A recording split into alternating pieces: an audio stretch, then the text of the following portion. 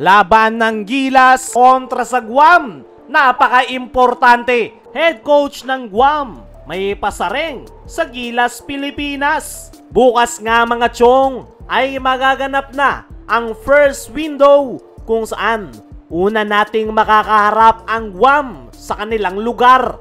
Hindi nga basta-basta yung paghahandang ginawa ni Coach Tim Cone sa ating national team. May mga na-late man gaya nila Kevin Kiambao, Carl Tamayo at AJ Edu ay napanatili ni Coach Tim na handa ang Gilas, Pilipinas. At ngayon na makakarap nila ang Guam ay may mga pasaring nga ang mga ito sa ating national team dahil ayon nga mismo sa kanilang head coach na si EJ Calvo ay magiging all-out war nga raw ang Group A kung saan una raw makakatikim sa kanila ay ang Gilas, Pilipinas. Alam na raw nila na hindi basta-basta ang ating national team pero meron nga daw silang mga advantage which is alam daw nila kung paano yung laro ng Filipino basketball players at triangle offense ni Coach Tim Cone dahil sa tulong ni Jericho Cruz. Sa mga hindi nga nakakaalam mga chong,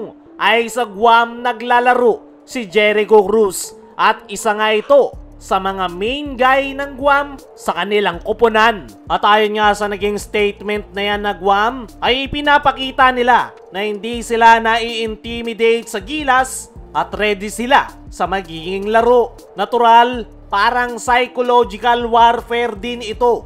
Gusto nilang ipaiwatig na hindi sila intimidated at kaya nilang pumalag sa Gilas. Kung iisipin mo, marami ang nagsasabi na Guam lang yan. Pero hindi na pwede yung ganong mindset dahil sa mga nakaraang laro ng Guam. Nakapagpakita sila ng napakagandang performance gamit yung kanilang athleticism at pagiging dominante sa loob ng painted area at dahil yan sa kanilang size advantage.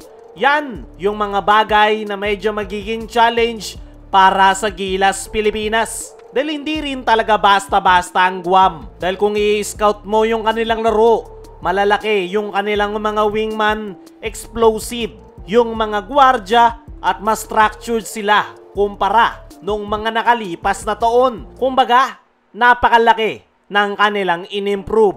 Kaya naman, hindi na nakakagulat na kumpiyansa yung kanilang head coach kontra Gilas, Pilipinas kung saan sinabi nitong all-out war at handa sila sa kanilang magiging bakbakan kontra Gilas, Pilipinas. At alam nga yan ni Coach Tim dahil nabanggit nito sa kanyang interview bago sila lumipad pa Guam na napaka-importante ng kanilang magiging laro. Nabanggit ni Coach Tim na kailangan nilang makuha ang panalo kung gusto nilang makapag-advance next window. Kaya naman, napaka-importante daw talaga ng kanilang laro kontra sa Guam. At tignan na lang natin kung mapapatunayan ba ng Guam na kaya nilang talunin ang Gilas, Pilipinas. Speaking of Gilas, Pilipinas, dumako naman tayo dito sa kabilang balita. Laban ng Gilas kontra sa Guam. Napaka-importante. All-out performance ang expected